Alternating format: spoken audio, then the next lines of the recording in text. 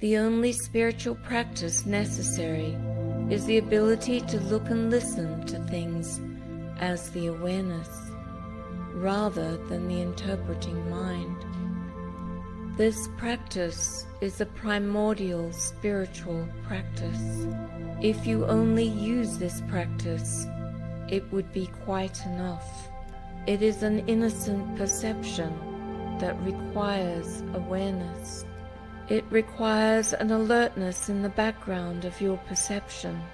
Without this awareness, thinking will always overpower you. This alertness keeps habitual thinking at bay.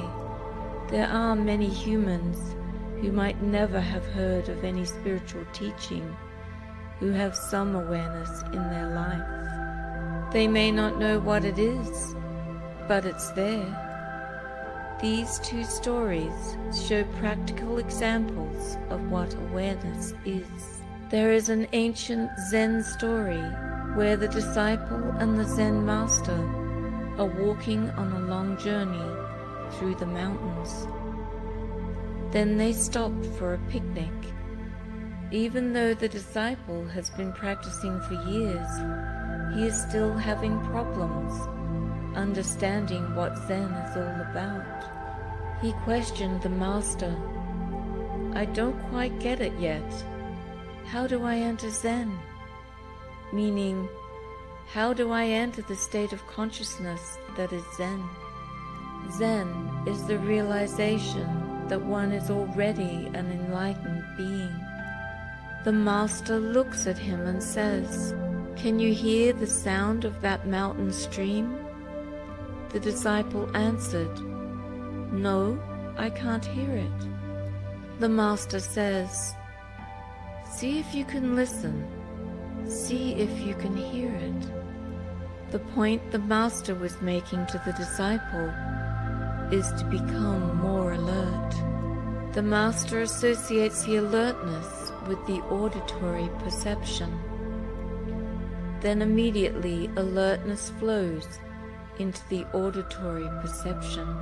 As the master states, you have to listen more carefully to hear the mountain stream.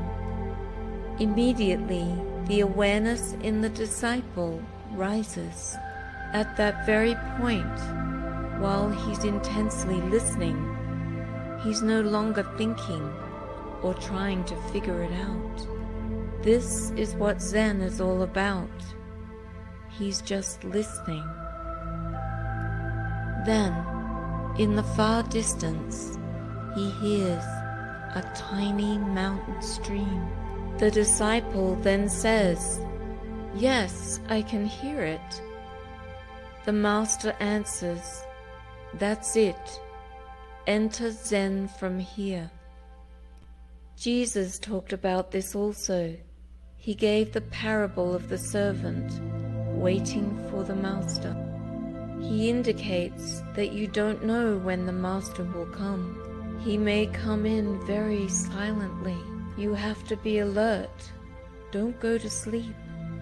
Be alert and wait for the master. So the servant basically would have to be in continuous presence. Otherwise, he might miss the master.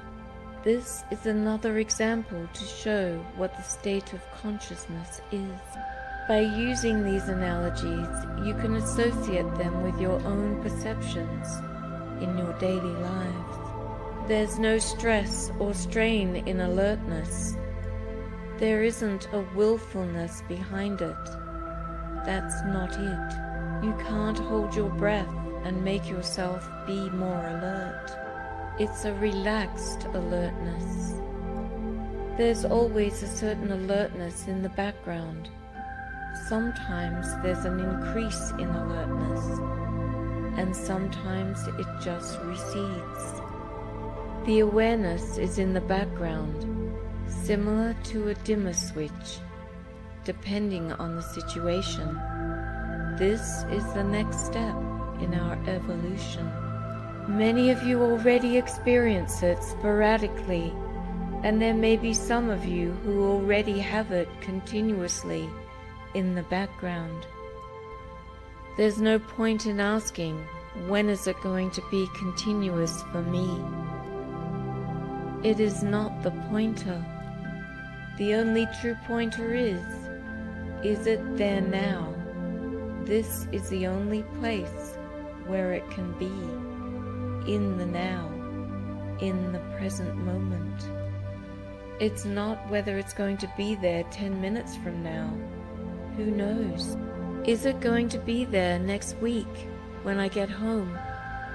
Who knows? But in each case, when you get home, it is now. So the only relevant question is, am I aware now? It is as simple as that. If you even remember to ask this question, you will find that it is a powerful pointer to awareness. This can immediately bring you to that alert, heightened awareness. When you ask yourself, am I aware now? That checking in instantly creates alertness, awareness. Until we meet again in the next video, thank you for watching. If you've enjoyed, please hit the like button below this video. It lets me know what your preferences are and also helps me to get my videos across to even more people.